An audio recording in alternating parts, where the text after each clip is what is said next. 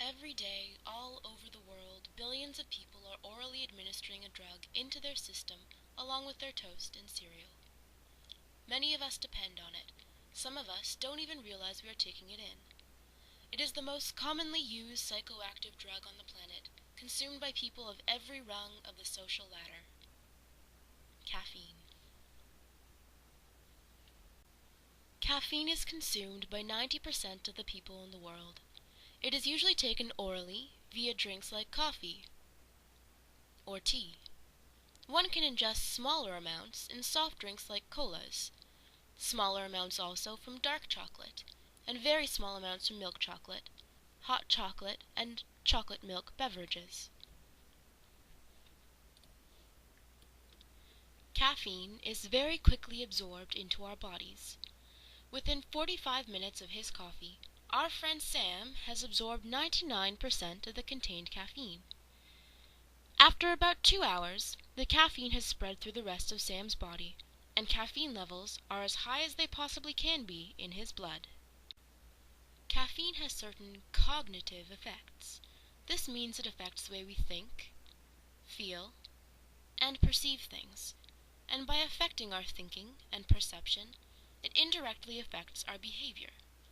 Caffeine is able to elevate our mood and make us feel happier. This is one of the reasons why so many people drink coffee to wake up in the morning.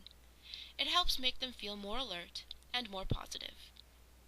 Because caffeine has the ability to improve our mood, some people who suffer from depression will consume products with caffeine as a type of self-medication to help themselves feel better. Sam is having a hard time working because he's tired.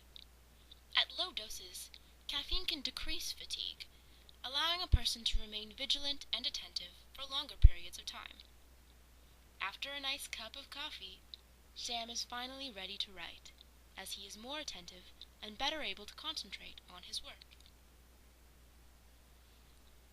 Because coffee can allow a person to remain vigilant and attentive for longer periods of time, it is a good idea to drink a cup of coffee before you go out driving at night.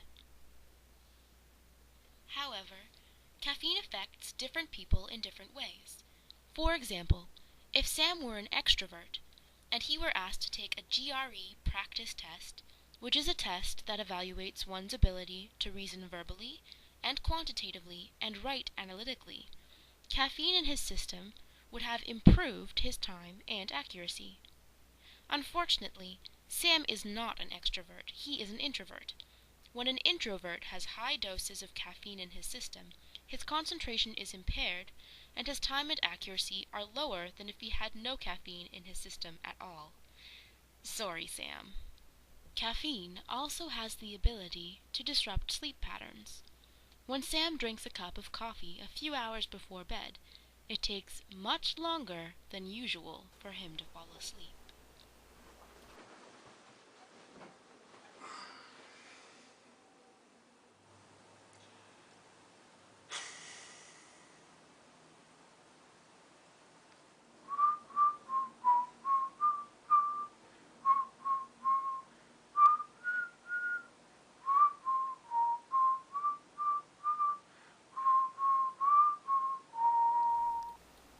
Eventually, Sam does fall asleep.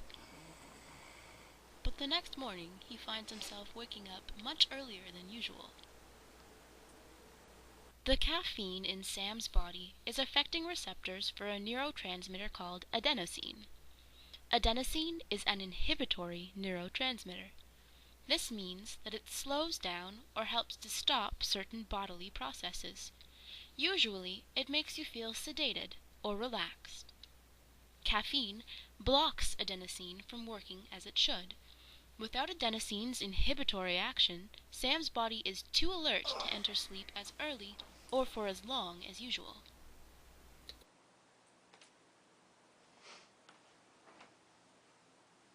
Three and a half to 5 hours after a cup of coffee, the caffeine in Sam's body has been cut in half.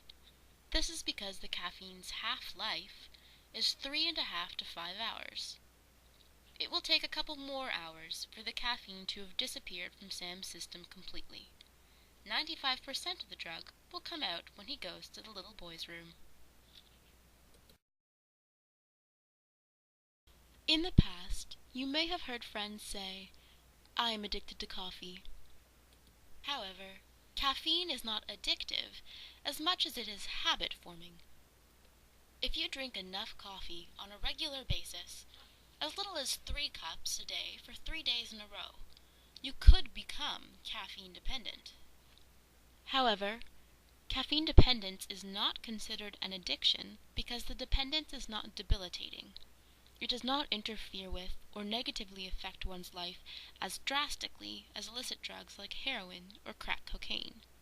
You don't depend on caffeine to live. Instead, you continue to drink coffee because you dislike the feeling of caffeine withdrawal. It has been quite a few hours since Sam has had any caffeine. Right about now, he is likely experiencing a number of withdrawal symptoms: headache, tiredness, anxiety, irritability, muscle tension. What about depression? Nausea? Well, that's good. All of these withdrawal symptoms are not much fun, are they? This is why so many people become dependent on caffeine. Have a cup of tea, Sam. A fresh dose of caffeine significantly lessens the pain of a withdrawal headache within about half an hour. The rest of the withdrawal symptoms will also abate. The only exception might be anxiety, which is sometimes aggravated by caffeine. Feeling better, Sam? Besides warding off caffeine withdrawal, the drug itself does have certain benefits.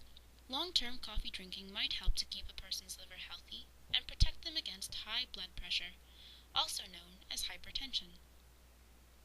Caffeine is often an ingredient in cold and headache medicines. It prevents the other medicinal ingredients from causing drowsiness. Caffeine and theophylline, a drug in the same family as caffeine, can dilate the coronary arteries and the bronchioles of the lungs. This means that these drugs can make breathing easier and help with the circulation of oxygen throughout the body. They are important drugs for stimulating breathing in premature newborns. But while caffeine can be a good thing, too much of a good thing can be harmful. Drinking large amounts of coffee regularly over time can have some unpleasant effects, such as abnormally quick heartbeat or muscle twitching. Very large doses in a short period of time can have toxic effects. If a person drinks 8 cups of coffee in one day, for example, they may start to see flashes of light, hear ringing in their ears, develop a low fever, and begin to feel and act a bit delirious. So take it easy there, Sam. Caffeine. It is the preferred drug of the masses of society. It is the magical ingredient in coffee and tea consumed daily by billions of people across the globe. It is not dangerous if, like all things, you enjoy it in moderation. It is the morning pick-me-up. It is the gentle drug that hones our focus and helps us to breathe a little easier. Caffeine.